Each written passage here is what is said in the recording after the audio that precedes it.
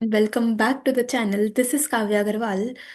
आज इस वीडियो में हम लोग करने वाले हैं इकोनॉमिक्स में ही एक और सैम्पल पेपर सॉल्व। बेसिकली ये लास्ट ईयर का ही बोर्ड का पेपर है। ठीक है, तो एक्चुअल बोर्ड एग्जाम का ये पेपर है, एक सेट मैंने लिया है। इसमें जितने क्वेश्चंस हैं वो हम लोग डिस्कस करेंगे, सॉल्व करेंगे, और हमारा पूरा ही इकोनॉमिक्स का रिविजन भी हो जाएगा। ठीक है, आओ फिर स्टार्ट करते हैं। तो सबसे पहले स्टार्ट करेंगे मैक्रो वाले पार्ट के संग, और फर्स्ट एमसीक्यू से स्टार्ट करते हैं। तो देखो, सबसे पहला एमसीक्यू है, in the context of current account transactions of BOP identify the incorrect statement. हमें इनकरेक्ट स्टेटमेंट बतानी है। ऑप्शंस आपको गिवन है, तो आपको यहाँ पे बीओपी का कॉन्सेप्ट आना चाहिए। पहला स्टेटमेंट है, export of goods and services are recorded as credit items. बिल्कुल सही है कि जो एक्सपोर्ट्स होते हैं वो क्रेडिट में आते हैं। क्यों? क्योंकि इनफ्लो हो रहा होता है, तो ये तो स्टेटमेंट सही है। ओके जी। Import of goods and services are recorded as debit item. ये भी सही है कि इंपोर्ट अगर हम करते हैं तो हमारे पास से आउटफ्लो होता है, डेबिट में आता है।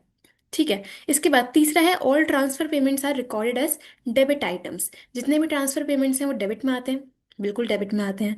और फोर्थ है, all transfer receipts are recorded as debit items. जितनी भी ट्रांसफर रिसीट्स हैं यानी कि इनफ्लोज हैं, क्या वो डेबिट में आते हैं? नहीं जी, ये डेबिट में नहीं, क्रेडिट में आते हैं।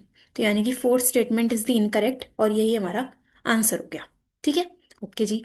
इसके बाद नेक्स्ट क्वेश्चन, क्वेश्चन नंबर 2। हमें इसमें करेक्ट पेयर चूज करना है। देखो, हाँ जी। तो पहला आपको यहाँ पे चूज द करेक्ट पेयर। देखो, income from property, old age pension, ये तो नहीं है। Income from entrepreneurship is profit, बिल्कुल सही। अगर हम एंटरप्रेन्योरशिप से इनकम अर्न कर रहे हैं तो उसे हम प्रॉफिट ही कहते हैं। ठीक है। तो हमारा जो ऑप्शन सही है वो होगा ऑप्शन नंबर बी, करेक्ट। चलो, इसके बाद तीसरा स्टेटमेंट बेस्ड क्वेश्चन है। स्टेटमेंट 1 लिखा है, managed floating exchange rate system is an amalgamation of fixed and flexible exchange rate system. Amalgamation का मतलब है एक तरह से कॉम्बिनेशन है फिक्स्ड और फ्लेक्सिबल का। बिल्कुल ठीक, मैनेज में फिक्स्ड के भी फीचर्स होते हैं और फ्लेक्सिबल के भी फीचर्स होते हैं।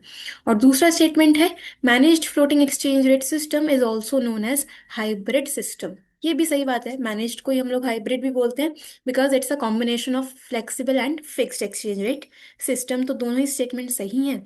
इसका ऑप्शन आपका सी ऑप्शन बन जाएगा, both statements are true. Okay, done. इसके बाद fourth question, Irfan a student borrows 80,000 to finance his college fees. He plans to begin repaying the loan 6 months after his graduation, making payments over a span of 10 years. Based on the above text, हमें function of money यहाँ पे बताना है। तो point क्या लिखा है कि इरफान एक स्टूडेंट है जिसने अपनी कॉलेज फीस पे करने के लिए 80,000 बोरो करा है, और प्लान उसने ये करा है कि वो ग्रेजुएशन के 6 महीने बाद लोन की पेमेंट कर देगा। 10 सालों के अंदर अंदर वो पेमेंट कर देगा। ठीक है, तो आपको फंक्शन बताना है मनी का।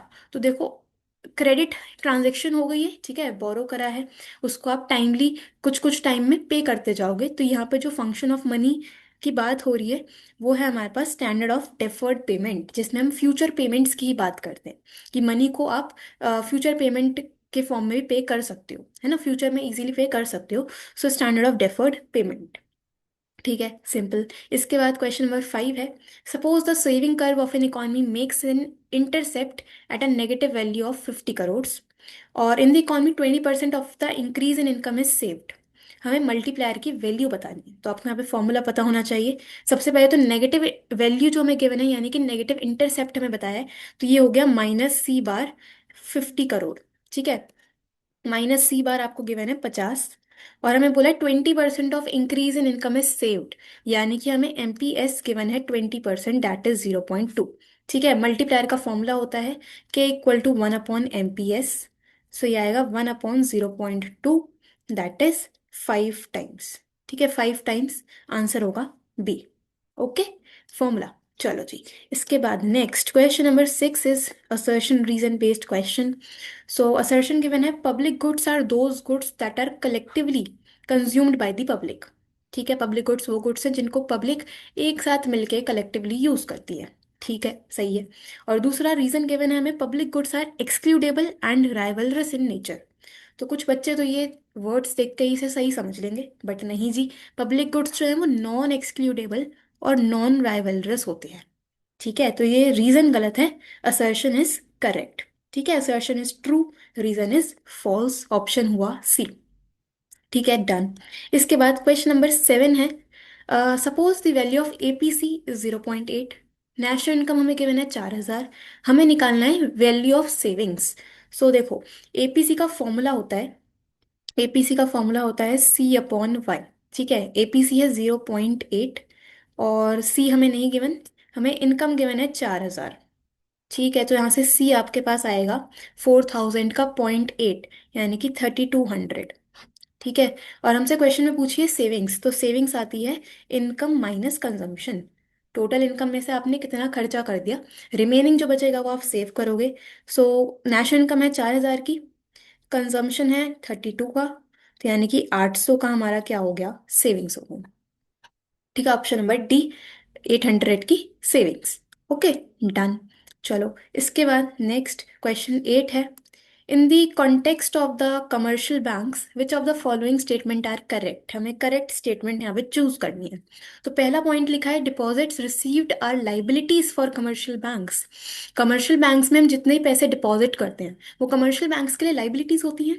बिल्कुल सही है, लाइबिलिटी होती है, क्योंकि वो पैसा तो पब्लिक का है ना। कमर्शियल बैंक में बस हमने वो पैसा जमा करा है, वो एक्चुअल में पैसा किसका है, पब्लिक का है, तो कमर्शियल बैंक्स के लिए वो चीज़ लाइबिलिटी हुई। Okay, they are creator of credit in the economy, ये भी सही है कि कमर्शियल बैंक्स क्रेडिट क्रिएशन करते हैं इकोनॉमी में। तीसरा है, they accept deposit from general public, ये भी सही है स्टेटमेंट की पब्लिक से डिपॉजिट्स एक्सेप्ट करते हैं कमर्शियल बैंक्स। तो फर्स्ट सेकंड थर्ड ऑप्शन सही है, ऑप्शन ए इसका आंसर बन जाएगा, और फोर्थ स्टेटमेंट इज इनकरेक्ट। ठीक है, इसके बाद क्वेश्चन 9 है, if a country export goods worth 600 and imports worth 450, तो हमें बीओटी बताना है, बैलेंस ऑफ ट्रेड। ठीक है जी, तो बैलेंस ऑफ ट्रेड का फॉर्मूला होता है एक्सपोर्ट माइनस इम्पोर्ट। एक्सपोर्ट है 600 के, इम्पोर्ट है 450, तो यानी कि 150 का आ गया बैलेंस ऑफ ट्रेड, और पॉजिटिव वैल्यू आई है, यानी कि ये सरप्लस है, तो बी ऑप्शन आएगा, सरप्लस 150। Okay, simple. चलो, इसके बाद आगे चलते हैं, आपको इसमें बताना क्या है, चूज द करेक्ट पेयर। तो एक और आपको पेयर बताना है इसमें कौन सा करेक्ट है। सो देखो इसमें क्या क्या है, नॉन टैक्स रेवेन्यू, जीएसटी नहीं, ये तो नहीं है, GST is a tax revenue. ठीक है, इनडायरेक्ट टैक्स फ्री राइडर, ये भी नहीं, कैपिटल एक्सपेंडिचर बोरोइंग्स, ये भी नहीं, बोरोइंग्स तो कैपिटल रिसीट होती है। ठीक है, private goods rivalries in nature, बिल्कुल सही, प्राइवेट गुड्स राइवलरस होते हैं, मतलब जो पे करेगा उन गुड्स के लिए उन्हीं को बेनिफिट मिलेगा। ठीक है, यही प्राइवेट गुड्स का फीचर होता है। ओके, तो option D is the correct, right. तो देखो कितना सिंपल पेपर आया, बोर्ड का ही पेपर है लास्ट ईयर का, इसी तरह का पेपर आपको देखने के लिए मिलता है। ठीक है, तो ज़्यादा डिफिकल्ट नहीं आता, आपको बेसिक्स चीज़ें पता होनी चाहिए, कॉन्सेप्चुअल क्लैरिटी होनी चाहिए। ओके, चलो ये तो हमारे 1 मार्कर्स हो गए। अब है आपके पास 11th question, numerical from national income. Question में आपसे पूछा है कैलकुलेट एनवी एट एफसी। ठीक है, अगर हम देखें तो हमें यहाँ पे जो बेसिकली वैल्यू एड मेथड यहाँ पे अप्लाई करना है। तो देखो निकालते हैं, सबसे पहले वैल्यू एड मेथड से हमारे पास आता है जीवीए एट एमपी। ठीक है, जीवीए एट एमपी आता है, निकलता कैसे है, sales plus change in stock minus intermediate consumption. आप लोग फुल फॉर्म लिखना, यहाँ पे स्पेस थोड़ा कम है इसलिए मैं शॉर्ट फॉर्म में लिख रही हूँ। ठीक है जी, सेल्स कितनी है, सेल्स है हमारे पास 10,625। ठीक है, चेंज इन स्टॉक है इंक्रीज इन अनसोल्ड स्टॉक 600 का, और इंटरमीडिएट कंजम्पशन है परचेज ऑफ रॉ मटेरियल 2,625। ठीक है, तो इसको सॉल्व करेंगे तो आपके पास जीवी एट एमपी आएगा 10,625 प्लस 600 माइनस 2,625, ये आएगा 8,600 का जीवी एट एमपी, 8,600 करोड़। ठीक है, बट हमें क्वेश्चन में पूछा है एनवी एट एफसी, तो एनवी एट एफसी के लिए हम क्या करेंगे, हम सबसे पहले डेप माइनस करेंगे और दूसरा एनआईटी माइनस करेंगे। सो 8,600 में से यहाँ लिख देती हूँ, 8,600 में से आप माइनस कर दो डेप, डेप है फिक्स्ड कैपिटल 500, एनआईटी कितना है, एनआईटी है आईटी माइनस एस, तो ये बचेगा 1,200 minus 400, that is 800। 8,600 minus 500 minus 800, ये आ जाएगा 7,300 का net value add at factor cost. ठीक है, प्रॉपरली लिखना। बट इसी तरह से क्वेश्चन करना है। ऑपरेटिंग सरप्लस जस्ट वैसे ही गिवन है, इसका कोई काम नहीं है। ओके, चलो, डन। इसके बाद नेक्स्ट बी पार्ट में पूछा है आपसे, distinguish between net factor income from abroad and net exports. तो दोनों का डिफरेंस आपको पता होगा। Net factor income from abroad का मतलब क्या है कि factor income from abroad minus factor income paid abroad, दोनों के बीच का difference is net factor income from abroad. ठीक है। और नेट एक्सपोर्ट्स की बात करें तो ये हमारे पास होता है एक्सपोर्ट्स माइनस इम्पोर्ट। जितने गुड्स हम बाहर कंट्री में सेल कर रहे हैं और जितने गुड्स हम बाहर की कंट्री से डिमांड कर रहे हैं, दोनों के बीच का डिफरेंस होता है नेट एक्सपोर्ट्स। ठीक है, ओके, डन। चलो, इसके बाद एक और चीज आप इसमें लिख सकते हो कि net factor income from abroad जो है वो एक नेशनल कॉन्सेप्ट है, बट नेट एक्सपोर्ट एक डोमेस्टिक कॉन्सेप्ट है। ठीक, चलिए। इसके बाद क्वेश्चन नंबर 12 है, the government had launched Incredible India campaign to promote tourism in various parts of the country. तो गवर्नमेंट ने इनक्रेडिबल इंडिया कैंपेन लॉन्च करा है ताकि हमारे देश में टूरिज्म इंक्रीज हो पाए। ठीक है, तो इसका इम्पैक्ट आपको बताना है फॉरेन एक्सचेंज रिजर्व्स पे और बीओपी की सिचुएशन पे। तो सिंपल चीज़ है कि अगर incredible India campaign government launch करती है जिससे टूरिज्म प्रमोट होता है, तो इससे हमारे देश में क्या होगा, हमारे देश में बेसिकली जीडीपी इंक्रीज होगा, हमारे देश में फॉरेन एक्सचेंज का इनफ्लो होगा। फॉरेन एक्सचेंज का इनफ्लो होगा जो कि बीओपी में हमें क्रेडिट में देखने के लिए मिलेगा, और बीओपी फिर सरप्लस शो करेगा। ठीक है, बेसिकली बीओपी की सिचुएशन इंप्रूव होगी, फॉरेन एक्सचेंज का इनफ्लो होगा। और अगर फॉरेन एक्सचेंज का इनफ्लो होता है तो इससे सप्लाई बढ़ती है देश में, और रेट जो है एक्सचेंज रेट वो कम हो जाता है। ठीक है, एक्सचेंज रेट कम हो जाता है।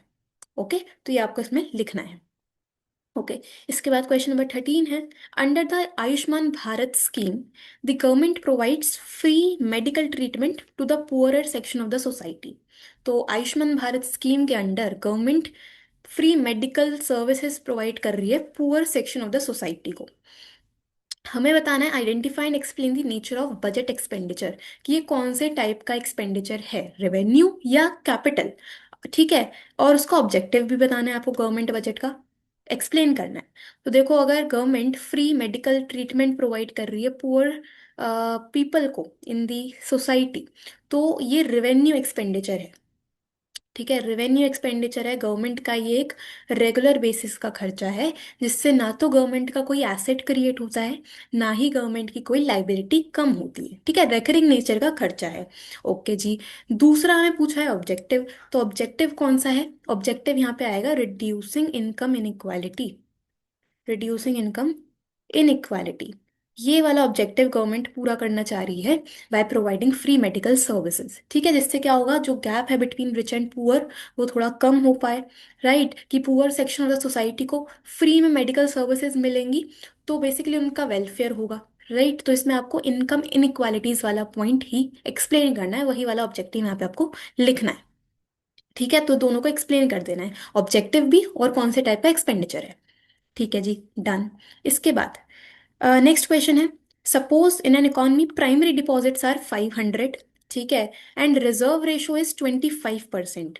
Estimate the total deposits created and total lending by the banking system. तो हमें प्राइमरी डिपॉजिट्स गिवन है, हमें रेशो गिवन है रिजर्व्स की, आपको टोटल डिपॉजिट्स निकालने हैं और टोटल लेंडिंग निकालनी है। तो देखो यहीं पे कर देते हैं इसको सॉल्व। कैसे होगा, सबसे पहले तो हम यहाँ पे निकालेंगे money multiplier. Money multiplier, money multiplier का फॉर्मूला होता है 1/LRR, और आपको रेशो गिवन है 25%, यानी कि ये कितना आएगा, 4 टाइम्स। ठीक है, 1/25% इज 4 टाइम्स, तो 4 टाइम्स तो मल्टीप्लायर की वैल्यू आ गई। हमें टोटल डिपॉजिट्स निकालने हैं, तो total deposits equal to initial deposits, initial deposits multiply money multiplier.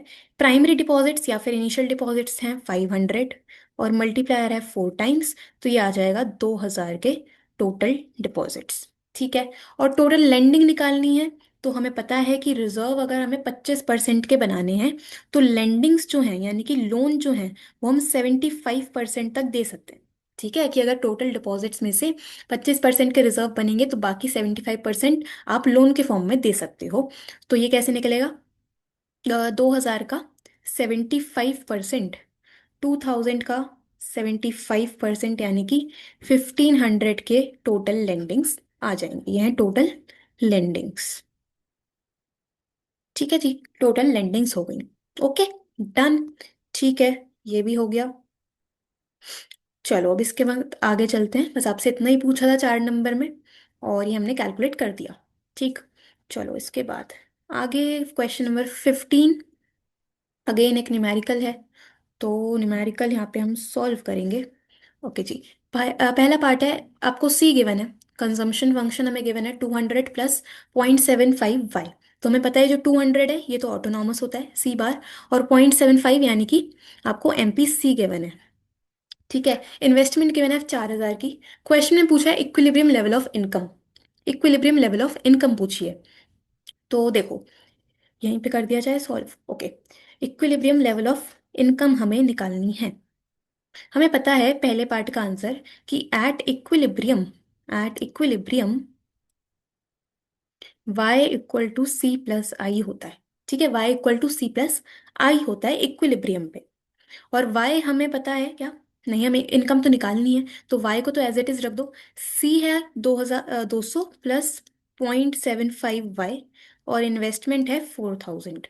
तो यहाँ से आपको सॉल्व करके y की वैल्यू मिल जाएगी। वो आएगा 0.25 y इक्वल टू 4200।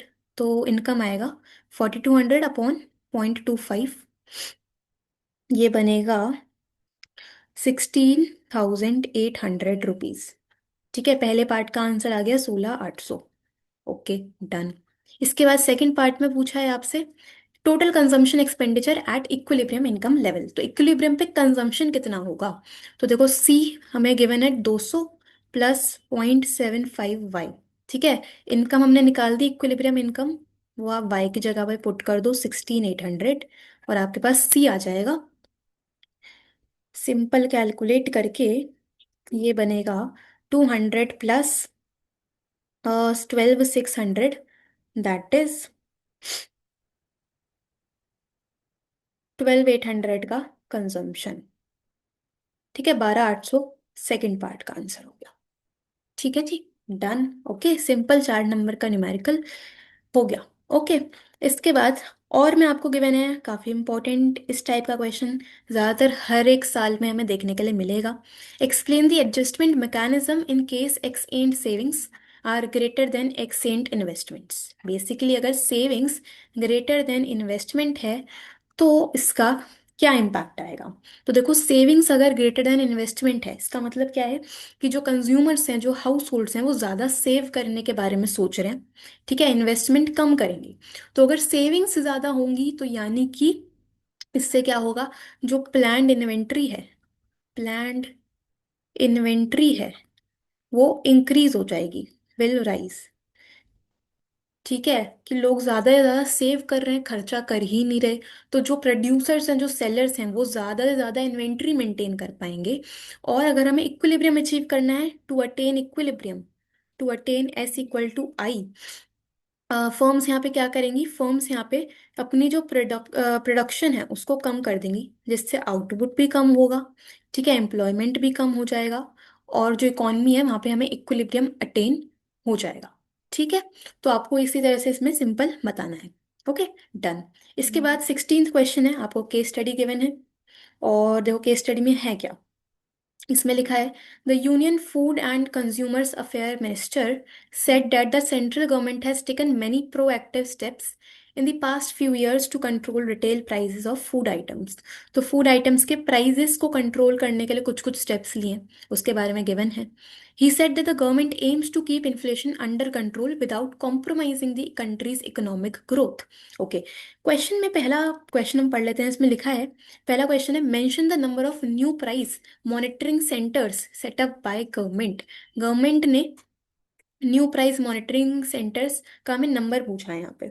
तो देखो यहाँ पे लिखा है ये line, 140 new price monitoring centres had been set up by the central government. ठीक है, तो पहले पार्ट का आंसर तो ये मिल गया हमें, खत्म। ओके, इतना ही लिखना है आपको। दूसरा है state any two proactive measures taken by the government to boost domestic sale and reduction in prices. Sales बढ़ाने के लिए गवर्नमेंट ने कौन से दो स्टेप्स लिए हैं वो हमें यहाँ पे लिखने हैं। तो देखिए, इसका आंसर आपको यहाँ मिल जाएगा। The government has banned the export of many food items like wheat, broken rice, non basmati white rice, onion etcetera. तो पहला पॉइंट तो ये रहा। ठीक है, गवर्नमेंट ने एक्सपोर्ट पे बैन लगाया है। ठीक है, एक स्टेप, एक पॉइंट तो ये रहा। दूसरा है, it also reduced import duty on edible oils and pulses to boost domestic sales and control price rise. तो सेकंड पार्ट का आंसर आपको ये दो पॉइंट्स लिख देने हैं। ठीक है, डन। तीसरा क्वेश्चन है, part C, explain any one monetary measure use to control inflation. Inflation control करने के लिए कोई एक मॉनेटरी मेजर आपको एक्सप्लेन करना है। अब यहाँ पे ध्यान रखना, मॉनेटरी मेजर पूछा है, यानी कि हम बात कर रहे हैं आरबीआई क्या मेजर्स ले सकता है उस चीज की। ठीक है, अगर फिस्कल लिखा होता तो हम गवर्नमेंट के पॉइंट से बात करते। मॉनेटरी बोला है यानी कि आरबीआई की पॉलिसी में से आपको कोई एक मेजर बताना है। तो बहुत सारे मेजर्स हैं, जैसे कि रेपो रेट है। ठीक है, रेपो रेट है, बैंक रेट है, ओपन मार्केट ऑपरेशंस है, एलआरआर है।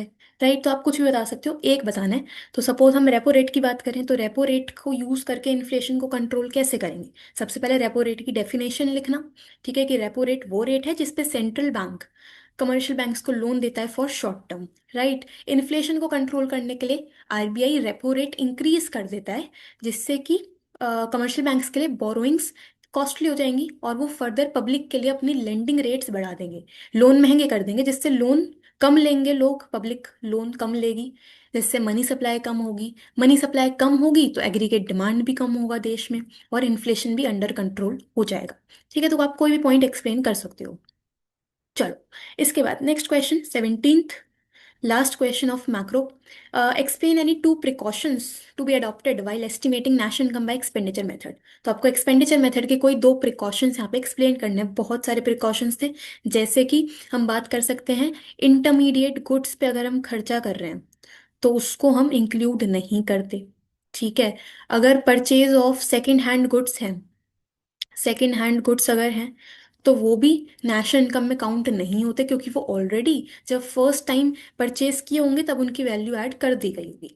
ठीक है, इसी तरह से purchase of financial assets are not included in national income. Financial assets यानी कि जैसे कि शेयर्स हो गए, डिबेंचर्स हो गए, बॉन्ड्स हो गए, तो ये भी इंक्लूड नहीं होते। क्यों? क्योंकि इनकी कोई भी प्रोडक्टिविटी इनसे हमें देखने के लिए नहीं मिलती है। ठीक है, तो आप कोई भी दो पॉइंट्स यहाँ पे एक्सप्लेन कर सकते हो। ठीक है, ट्रांसफर पेमेंट्स भी एक पॉइंट होता है, तो वो भी हम लिख सकते हैं। ठीक है जी।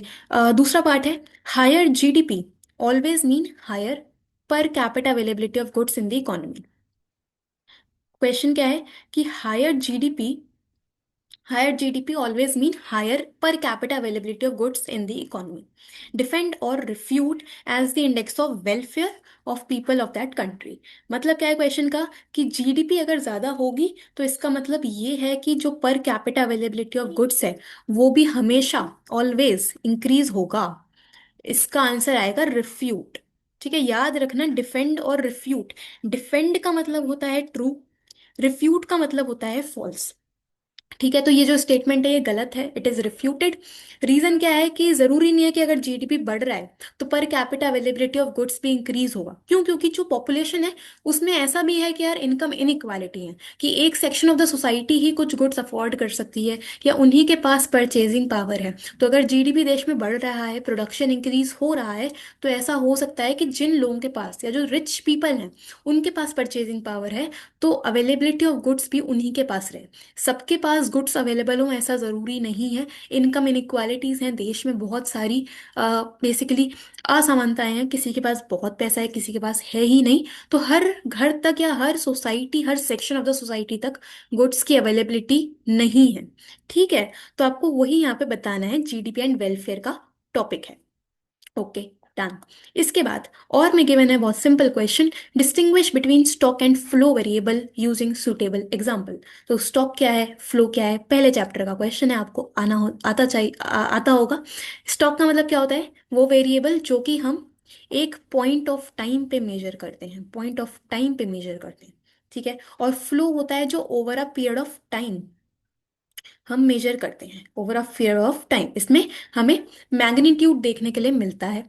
ओके, इसमें टाइम डायमेंशन होती है इन केस ऑफ फ्लो, लेकिन स्टॉक वेरिएबल में किसी भी तरह का टाइम डायमेंशन नहीं होता। एग्जाम्पल क्या लिख सकते हैं स्टॉक में, जैसे कि बैंक बैलेंस हो गया। ठीक है, बैंक बैलेंस एक पॉइंट ऑफ टाइम की बात करता है। हम बात कर सकते हैं कैपिटल की। ठीक है, या फिर हम बात कर सकते हैं नेशनल वेल्थ की। तो ये सभी स्टॉक कॉन्सेप्ट हैं, एक पॉइंट ऑफ टाइम पे मेजर होते हैं। बट फ्लो की अगर हम बात करें तो फ्लो में हम बोल सकते हैं जैसे कि प्रॉफिट, जैसे कि लॉसेस, जैसे कि basically investment. Okay, investment, depreciation, income. तो ये सभी क्या है, फ्लो वेरिएबल हैं। ये एक पीरियड ऑफ टाइम में मेजर किए जाते हैं। ठीक है, ये आपको यहाँ पे बताना है। ओके, इसके बाद नेक्स्ट क्वेश्चन है, explain the components of profit as per income method of estimating national income. तो इनकम मेथड में एक कंपोनेंट होता है प्रॉफिट। आपको प्रॉफिट के कंपोनेंट्स को एक्सप्लेन करना है। तो सबसे पहले प्रॉफिट क्या होता है कि एंटरप्रेन्योर जितनी भी सर्विसेज देगा, जितना भी काम करेगा, उसके बदले क्या रिवॉर्ड मिल रहा है, उसे हम प्रॉफिट बोलते हैं। तो प्रॉफिट के कंपोनेंट्स बहुत सिंपल, आप यहाँ पे बनाना है एक फ्लो चार्ट और तीन पार्ट्स बना देना। प्रॉफिट में से कॉरपोरेट टैक्स दिया जाता है। ठीक है, कॉरपोरेट टैक्स, कंपनीज जो हैं, जो बिजनेसेस हैं, वो अपने इनकम में से टैक्स देती हैं, दैट इज कॉरपोरेट टैक्स। दूसरा होता है डिविडेंड, मतलब कि जो लोग एक कंपनी में इन्वेस्ट करते हैं, यानी कि जो शेयर होल्डर्स हैं, उनको कंपनी कितना रिटर्न दे रही है अपने प्रॉफिट में से, उसे हम बोलते हैं डिविडेंड। और तीसरा होता है रिजर्व्स या फिर रिटेन्ड अर्निंग, कि कुछ पार्ट आप अगर सेव कर रहे हो, रिटेन रिटेन्ड अर्निंग्स, कुछ पार्ट आप अपनी अर्निंग्स में से, अपने प्रॉफिट में से सेव कर रहे हो फ्यूचर के लिए, जिसे हम बोलते हैं रिटेन्ड अर्निंग्स। ठीक है, तो ये तीनों ही कंपोनेंट्स आपको एक्सप्लेन करने हैं। ठीक है, तो फ्लो चार्ट बना देना, उसके बाद इसका एक्सप्लेनेशन शुरू करना। Okay, simple question. चलो, ये हो गया यहाँ तक हमारा मैक्रो वाला पार्ट खत्म। बहुत सिंपल था और बेसिक पेपर ही आया था। ठीक है, अब चलते हैं नेक्स्ट पार्ट पे, that is Indian economic development का पहला एमसीक्यू। क्वेश्चन नंबर 18 है, dash sector was the primary focus of the great leap forward in China. तो चाइना में एक पॉलिसी आई थी GLF, great leap forward campaign. उसका मेन फोकस कौन से सेक्टर पे था, टेक्स, फाइनेंशियल, इंडस्ट्रियल या एजुकेशनल? आंसर आएगा इसका इंडस्ट्रियल सेक्टर। ठीक है, कि चाइना पहले एग्रेरियन इकॉनमी थी, बट एग्रीकल्चर में ग्रोथ थोड़ी कम थी। तो एक लीडर थे माओ, जो चाइना में ग्रेट लीप फॉरवर्ड कैंपेन लेकर आए, जिसमें मेन उनका मोटिव क्या था कि हमें इंडस्ट्रियल डेवलपमेंट करनी है, हमें इकॉनमी में इंडस्ट्रीज डेवलप करनी है। ठीक है, तो इंडस्ट्रियल सेक्टर से रिलेटेड ही ग्रेट लीप फॉरवर्ड कैंपेन था। ओके, दूसरा है, आपको पिक्चर गिवन है और हमसे पूछा हुआ है इसमें, identify and select the recent phenomena in which demand for resources surpasses their supply. Surpasses का मतलब एक्सीड। ठीक है, कि जब रिसोर्सेज की जो डिमांड है वो सप्लाई से ज़्यादा हो जाती है, तो ये सिचुएशन होती है एनवायरमेंटल क्राइसिस की। ठीक है, when demand is greater than supply. Okay, environmental crisis की सिचुएशन है। ठीक है, दूसरा, आगे चलते हैं, next question number 20, statement based question है। पहला स्टेटमेंट है, हायर्ड वर्कर्स में बी रेगुलर सैलरीड वर्कर्स और कैजुअल वर्कर्स। सही है, बिल्कुल। जो हायर्ड वर्कर्स होते हैं उसमें दो कैटेगरी होती हैं, एक तो रेगुलर, दूसरा कैजुअल। ओके, दूसरा स्टेटमेंट है, regular salaried employment is a major source of employment in rural areas. So rural areas में regular salaried employment major source माना जाता है एम्प्लॉयमेंट का। नहीं, ये स्टेटमेंट गलत है, क्योंकि रूरल एरियाज में मेजॉरिटी ऑफ जो लोग हैं, उनके पास अपनी ज़मीनें होती हैं, अपने फार्म होते हैं, तो वो उसी में फार्मिंग करते हैं, जो कि सेल्फ एम्प्लॉयमेंट का पार्ट होता है। तो रूरल एरियाज में जो मेजर सोर्स ऑफ एम्प्लॉयमेंट है वो सेल्फ एम्प्लॉयमेंट है। ठीक है, तो स्टेटमेंट वन सही है, सेकेंड इज फॉल्स। ओके, इसके बाद 21, हमें बताना है choose the correct pair of statement. तो इसमें आंसर कौन सा बन रहा है, देखो, subsidies, maximum quantity of goods that can be imported, नहीं, गलत है ये तो।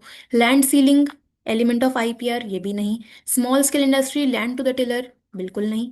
Modernisation as a goal of 5 year plan, change in social outlook, yes, statement D is correct.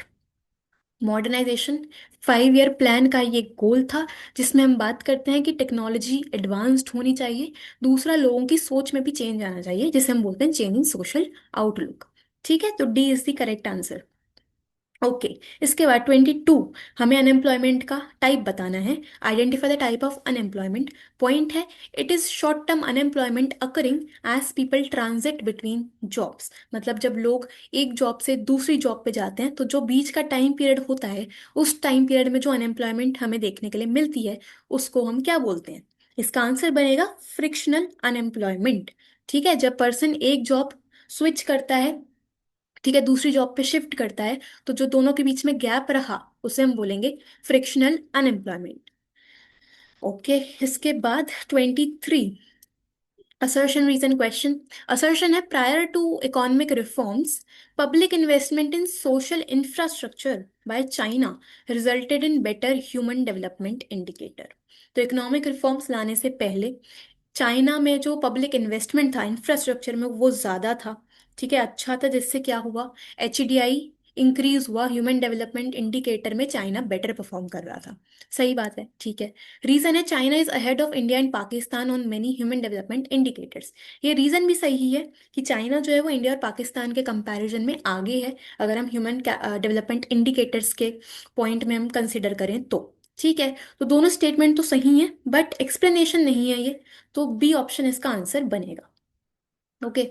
चलो इसके बाद नेक्स्ट हमें इमेज गिवन है और क्वेश्चन है, identify the trade practice that has successfully replaced foreign goods with domestic production. कौन सा policy था या प्रैक्टिस था जिससे फॉरेन गुड्स को रिप्लेस किया गया था विद डोमेस्टिक प्रोडक्शन? इसका आंसर क्या होगा? Import substitution. इम्पोर्ट्स को सब्सटीट्यूट करना है विद डोमेस्टिक प्रोडक्शन। और इम्पोर्ट सब्सटीट्यूशन का ही एक और नाम है, जल्दी से बताओ क्या नाम है वो? नाम है इसका इनवर्ड लुकिंग ट्रेड स्ट्रैटेजी। ठीक है, inward looking trade strategy is another name for import substitution. Okay, done.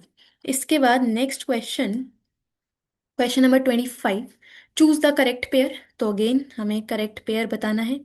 तो वो देखो इसमें क्या क्या है, HDI रूल ऑफ लॉ, नहीं जी। डेमोग्राफिक इंडिकेटर कॉन्स्टिट्यूशनल प्रोटेक्शन, नहीं। डेमोग्राफिक इंडिकेटर में हम बात करते हैं बर्थ रेट की, डेथ रेट की, फर्टिलिटी रेट की, इन सब चीज़ों की। ठीक है, कॉन्स्टिट्यूशनल प्रोटेक्शन जो है वो लिबर्टी इंडिकेटर का कंपोनेंट है, लिबर्टी इंडिकेटर का। Okay. Special economic zone, generation of additional economic activities, ये पॉइंट सही लग रहा है, थर्ड पॉइंट। ठीक है। और कम्यून सिस्टम में लिखा है कलेक्टिव इंडस्ट्रियलाइजेशन, तो this is wrong. Commune system में हम बात करते हैं कलेक्टिव फार्मिंग की, कलेक्टिव फार्मिंग की। ठीक है, तो ऑप्शन सी करेक्ट है। SEZ क्या होता है, एक वो एरिया एक कंट्री में जिसके जो लॉ हैं, जो रेगुलेशंस हैं, वो पूरे देश से अलग होते हैं। और आप उस एरिया में अगर प्रोडक्शन करते हो तो गवर्नमेंट आपको एक्स्ट्रा बेनिफिट्स देती है, जहाँ से जनरेट होता है एम्प्लॉयमेंट, जहाँ से जनरेट होता है इनकम। ठीक है, so special economic zone helps in generation of additional economic activities. ठीक है। इसके बाद क्वेश्चन 26, असर्शन रीजन। असर्शन है, human capital formation increases the rate of participation of population to economic activities and leads to economic growth. तो HCF के through क्या होता है, पॉपुलेशन का जो पार्टिसिपेशन रेट है इकोनॉमिक एक्टिविटीज में वो बढ़ता है, जिससे ग्रोथ देखने के लिए मिलती है। बिल्कुल सही चीज है। रीजन ये लिखा है कि rate of participation of people refers to the percentage of people engage in production process of a country.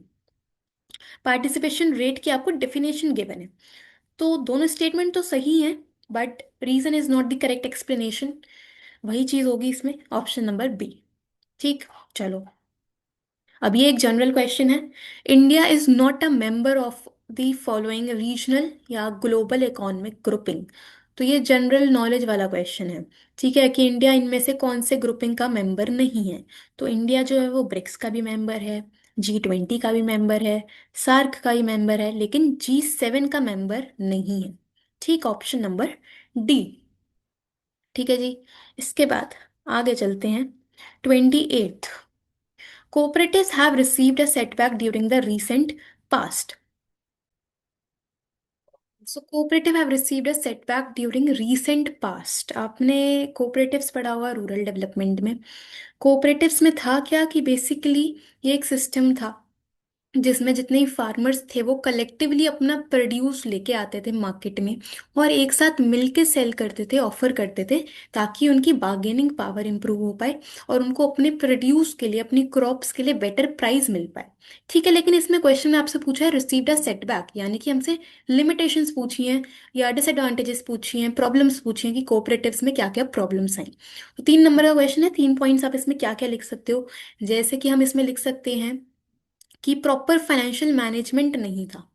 ठीक है, कोऑपरेटिव्स को रन करने के प्रॉपर फाइनेंशियल मैनेजमेंट हमें देखने के लिए नहीं मिला। ठीक है, दूसरा, inadequate coverage of farmers. Cooperative हर एक फार्मर को कवर नहीं कर पाया, जिससे बहुत से फार्मर्स को बेसिकली प्रॉब्लम्स फेस हुई।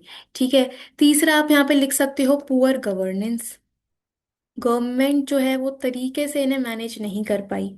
ठीक है, गवर्नेंस प्रॉपर नहीं था। ओके, कोई प्रॉपर लिंक नहीं था, no link between marketing and cooperative. तो ये कुछ प्रॉब्लम्स आई अंडर द कोऑपरेटिव सिस्टम। ठीक है, इनको आपको एक्सप्लेन कर देना है तरीके से। ओके, दूसरा क्वेश्चन है, explain the reasons behind less number of regular salaried employees in rural areas as compare to urban. Question का मतलब क्या है कि रूरल एरियाज में जो रेगुलर सैलरीड एम्प्लॉयज हैं वो कम हैं और अर्बन में ज़्यादा हैं। तो इसके पीछे रीज़न क्या है कि रूरल एरियाज में हमें रेगुलर सैलरीड एम्प्लॉयमेंट कम देखने के लिए क्यों मिलता है। तो बहुत सिंपल रीज़न ये है कि रूरल एरियाज में ज़्यादातर जो लोग हैं वो एग्रीकल्चर पे ही डिपेंडेंट हैं, वो फार्मिंग पे ही डिपेंडेंट हैं, और लोगों के पास अपनी ज़मीनें हैं, अपनी फार्म है, जिस पे वो फार्मिंग करते हैं। तो वहां पे हमें मेजॉरिटी फॉर्म में सेल्फ एम्प्लॉयमेंट देखने के लिए मिलता है। सेल्फ एम्प्लॉयमेंट हमें देखने के लिए मिलता है इन द रूरल एरियाज। ठीक है, और अगर आप रेगुलर सैलरीड की बात करो तो रेगुलर सैलरीड में आपको ज़्यादा एजुकेशन चाहिए होती है, ज़्यादा स्किल्स चाहिए होती हैं। राइट, तो रूरल एरियाज में लिटरेसी रेट तो कम है ही, है ना, एजुकेशन इतनी अच्छी है नहीं, जिसकी वजह से रेगुलर सैलरीड एम्प्लॉयमेंट वहाँ पे कम है। ठीक है, तो आप इसको बना के लिख सकते हो आंसर को। Okay, done. इसके बाद नेक्स्ट 29th हमसे पूछा है, trace the relationship between human capital and economic growth. तो दोनों के बीच में रिलेशन बताना है। बहुत सिंपल चीज़ है कि अगर ह्यूमन कैपिटल में इन्वेस्टमेंट इंक्रीज होता है तो इकोनॉमिक ग्रोथ भी बढ़ता है। ह्यूमन कैपिटल का मतलब क्या है कि एक देश में एक पॉइंट ऑफ टाइम पे कितनी स्किल्स हैं लोगों में, कितना एक्सपर्टीज है, क्वालिफिकेशंस क्या हैं, ट्रेनिंग कितनी है, उसको हम ह्यूमन कैपिटल बोलते हैं। और ह्यूमन कैपिटल को इंक्रीज करने के लिए हमारे पास अलग अलग सोर्सेज हैं। जैसे कि अगर आप एजुकेशन में एक्सपेंडिचर करते हो, एजुकेशन सेक्टर में खर्चा करते हो, तो उससे हमें ज़्यादा एजुकेटेड लोग देखने के लिए मिलते हैं, जो ओवरऑल कंट्री की जीडीपी में कंट्रीब्यूट करेंगे। इसी तरह से अगर गवर्नमेंट बेसिकली हेल्थ सेक्टर में इन्वेस्टमेंट करती है तो उससे हमारा जो मेडिकल डिपार्टमेंट है वहाँ से हमें ग्रोथ देखने के लिए मिलेगी।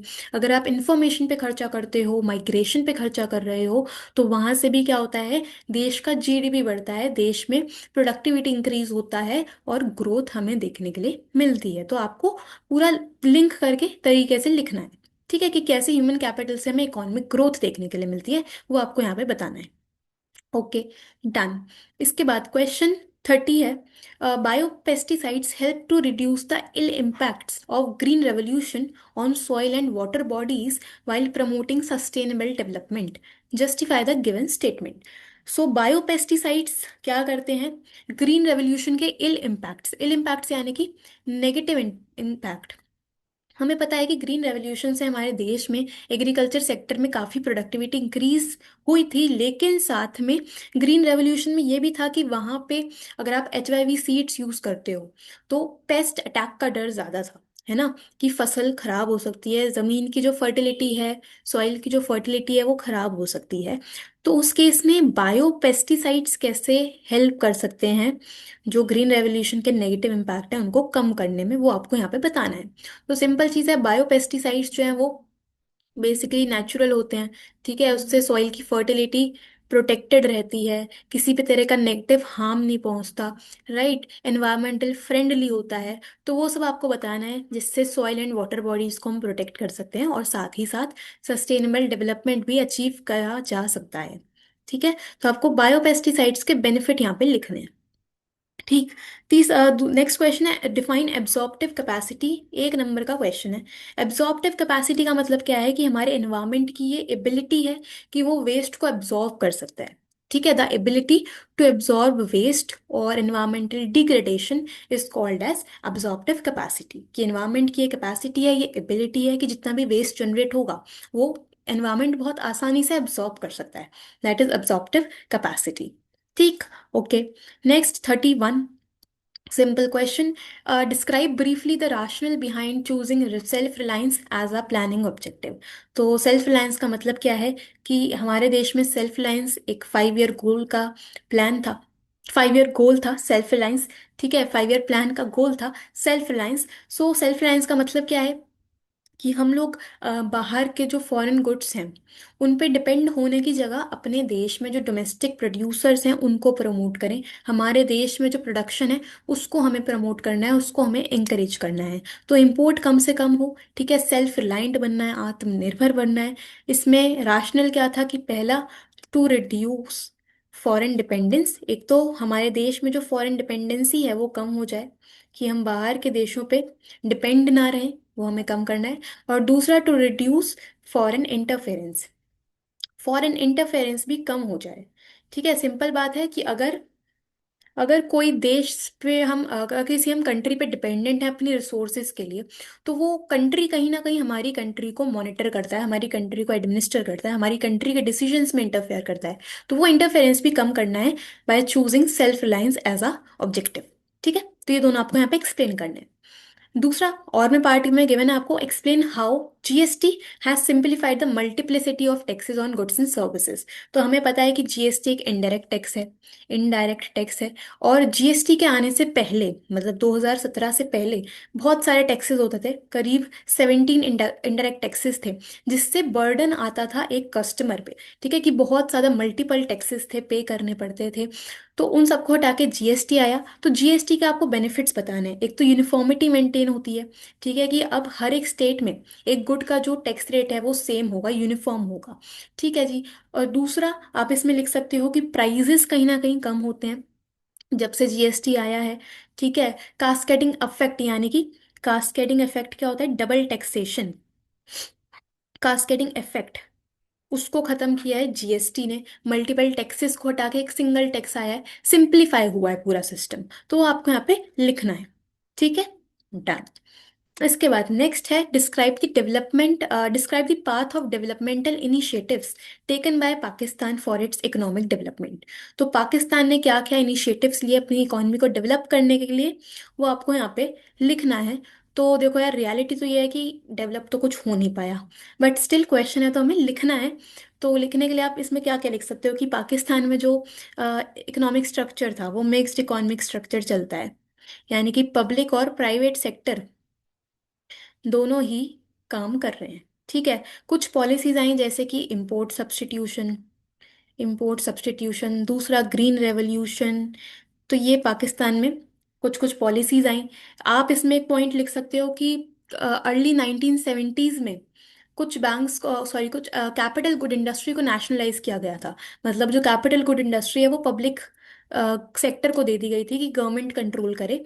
बट बाद में ये रियलाइज हुआ पाकिस्तान की गवर्नमेंट को कि गवर्नमेंट तो काम नहीं कर सकती, तो प्राइवेट सेक्टर को ही कैपिटल गुड इंडस्ट्री दे दी गई थी कि वही उनको मैनेज करे।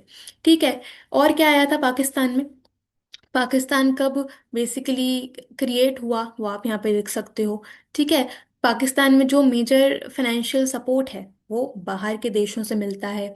ठीक है, फाइनेंशियल रेमिटेंस पे ही पाकिस्तान टिका हुआ है। तो आपको यहाँ पे सिंपल बताना है कि क्या क्या पॉलिसीज या क्या क्या इकोनॉमिक डेवलपमेंट कैसे हुई पाकिस्तान की, वो हमें यहाँ पे लिखना है। इकोनॉमिक स्ट्रक्चर के बारे में बताना है बेसिक। ठीक है, ओके। इसके बाद 33 का पहला पार्ट है, A part, giving valid reasons state whether the following statements are true और फॉल्स। हमें ट्रू और फॉल्स बताना है अलॉन्ग विद द रीजन। तो पॉइंट है, India followed unbalanced growth during the colonial rule. तो कॉलोनियल रूल यानी कि फर्स्ट चैप्टर का ये क्वेश्चन है। फर्स्ट चैप्टर में हमने देखा कि इंडिया में अनबैलेंस्ड ग्रोथ था। ये बिल्कुल सही स्टेटमेंट है कि कुछ सेक्टर में हमें ग्रोथ देखने के लिए मिली। एग्रीकल्चर सेक्टर तो पाकिस्तान ने, बिल्कुल ब्रिटिशर्स ने, सॉरी, ब्रिटिशर्स ने बर्बाद कर दिया था। ठीक है, एग्रीकल्चर सेक्टर बिल्कुल तरह से खत्म कर दिया था।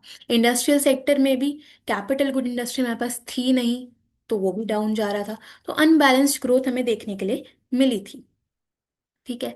इसके बाद सेकंड है, the economic policies implemented in India between 1950 to 1990 sought to promote regional equality.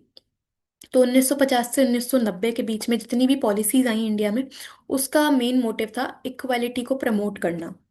ये स्टेटमेंट भी सही है। ठीक है। सेकंड चैप्टर का क्वेश्चन है, जैसे कि इंडस्ट्रियल लाइसेंसिंग आया था, तो इंडस्ट्रियल लाइसेंसिंग का ऑब्जेक्टिव ही यही था कि इक्वालिटी प्रमोट हो पाए, कि अगर आप एक बैकवर्ड एरिया में इंडस्ट्री सेटअप करते हो तो वहाँ पे लाइसेंस ऑब्टेन करना थोड़ा सा आसान था। गवर्नमेंट वहाँ पे बेनिफिट्स देती थी, गवर्नमेंट कंसेशंस देती थी, ताकि बैकवर्ड एरिया में भी इंडस्ट्री सेटअप होगी तो इक्वालिटी मेंटेन हो पाएगी। ठीक है, ये आप यहाँ पे लिख सकते हो। तीसरा है, India has become a favourable destination of outsourcing in post 1991 period. तो इंडिया जो है वो आउटसोर्सिंग का एक फेवरेबल डेस्टिनेशन बन चुका है। ये भी करेक्ट स्टेटमेंट है। रीजन क्या है कि इंडिया के पास चीप लेबर है। ठीक है, चीप लेबर, स्किल्ड लेबर है, गवर्नमेंट की पॉलिसीज फेवरेबल हैं, आईटी सेक्टर डेवलप हो रहा है, तो वो आपको यहाँ पे बता देना है। ठीक है, done.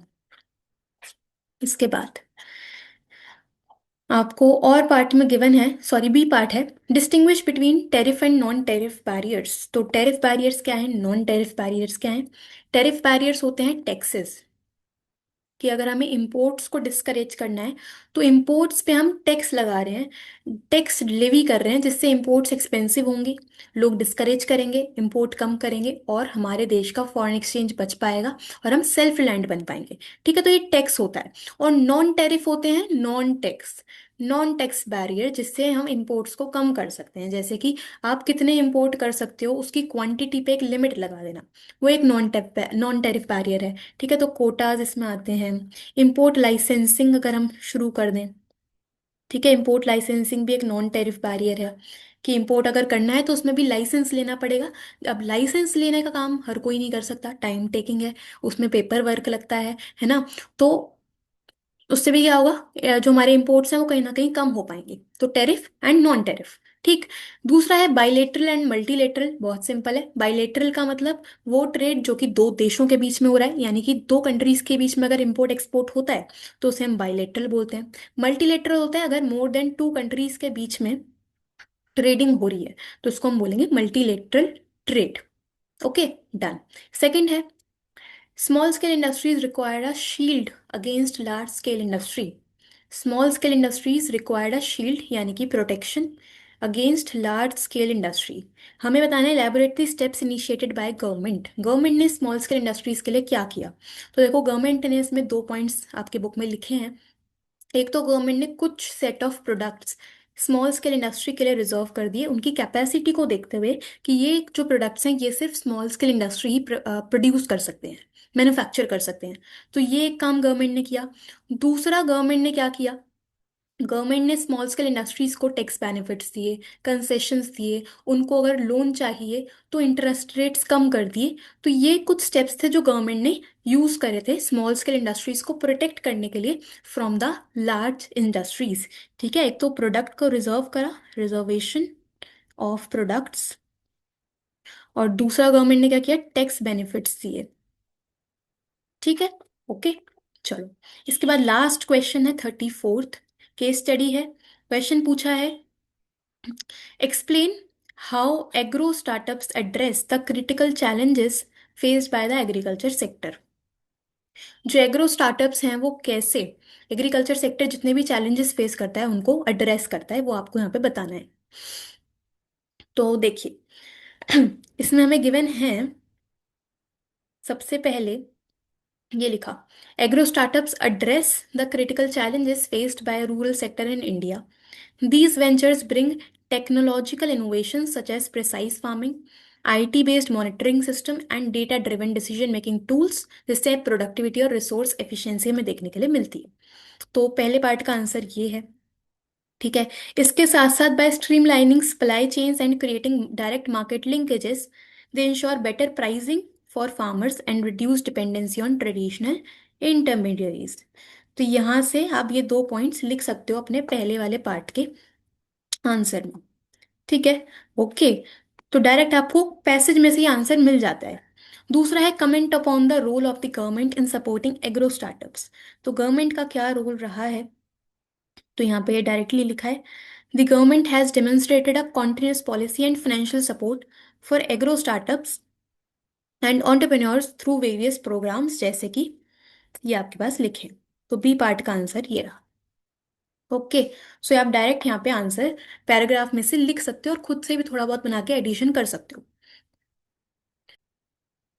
Okay, so this was all about the paper. ये लास्ट ईयर का 2025 का ही बोर्ड का पेपर था, और आपने देखा होगा कि सिंपल ही क्वेश्चंस आए थे। हमने एमसीक्यूज भी करे, हमने सारे क्वेश्चंस भी करे, और इससे आपकी प्रैक्टिस भी हो जाएगी, रिवीजन भी हो जाएगा। ठीक है। तो इस तरह से हम और भी पेपर सॉल्व करते रहेंगे आने वाली वीडियोस में, तो वीडियोस चेक करते रहा करो, शेयर कर देना। बाकी अगर आपके पास कोई भी एक्स्ट्रा क्वेश्चन है, कोई भी पॉइंट है जिसमें आपको डाउट हो, तो आप वीडियो में कॉमेंट कर सकते हो। ठीक है। So thank you so much. Okay, मिलते हैं नेक्स्ट वीडियो में। Thank you.